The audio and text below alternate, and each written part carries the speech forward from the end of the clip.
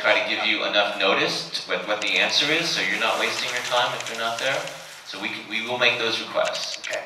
And personally, I do not want to see your boss here, but that's my opinion. But I have a couple. I have our governing board bosses. I also have our executive. Yeah, no, but you understand what it's not a conversation I care to have because I know it goes nowhere. And so I don't need the extra aggravation just for that. I'd rather focus on this decision of which way we go and then make the best with the scientific effort that is being attempted and move on. So I'm done. Thank you.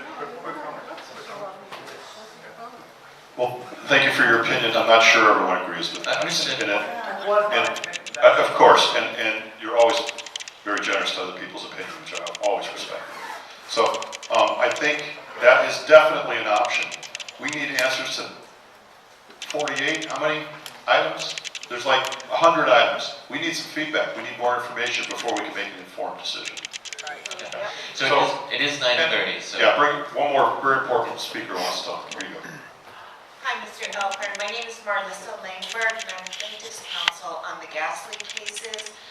When you come back in 6 weeks, there's 2 questions that absolutely need to be answered. The community has a right to know why only $1 million was settled upon for the health study.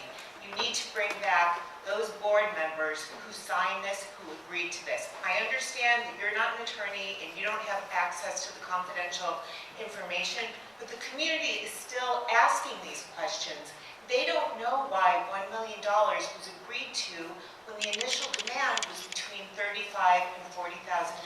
So I understand the request, but you can also know that our governing board members are bound when they're in closed session of not revealing what on in closed session as well. I'm not asking them to reveal confidential information. Did you ask the board members why? When you learned that there was only $1 million allocated to the study? No, I was not in the closed session that made the decision, and I have no I understand that you weren't in the session, but did you ask why? Aren't you curious? I'm not going to ask because I know they're not allowed to tell me, so that's why I don't ask.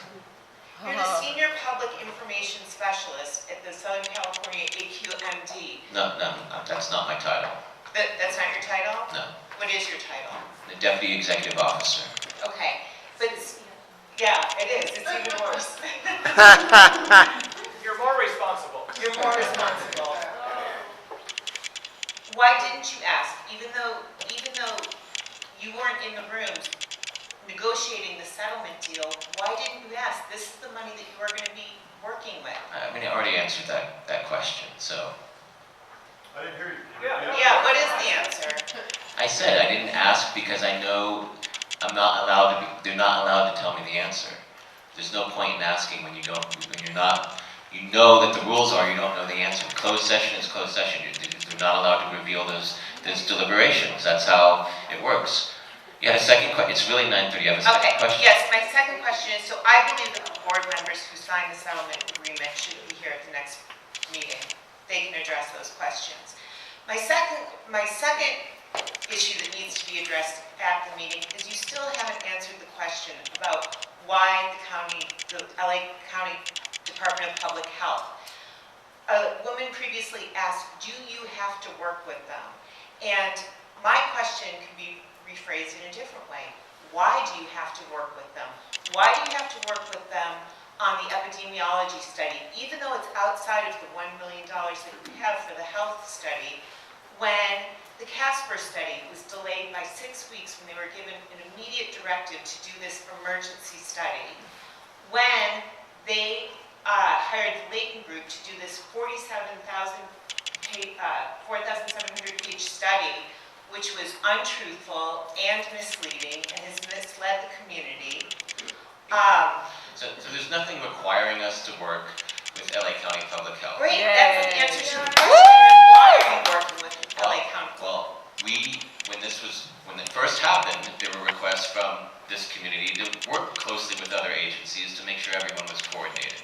Number 2, we have multiple requests from Board of Supervisors to work with the County Public Health Department, including one that was on our board at the time.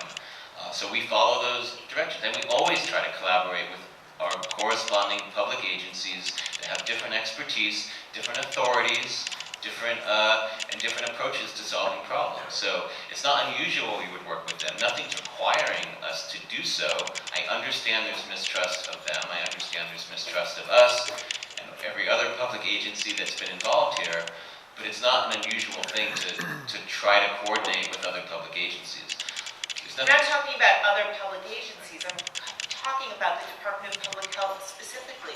They were given directives from UCLA in terms of VOCs that were supposed to be tested for and metals that were supposed to be tested for. And the LA County Department of Public Health didn't even follow the directives given to them by UCLA. This makes no sense. Corruption. Okay.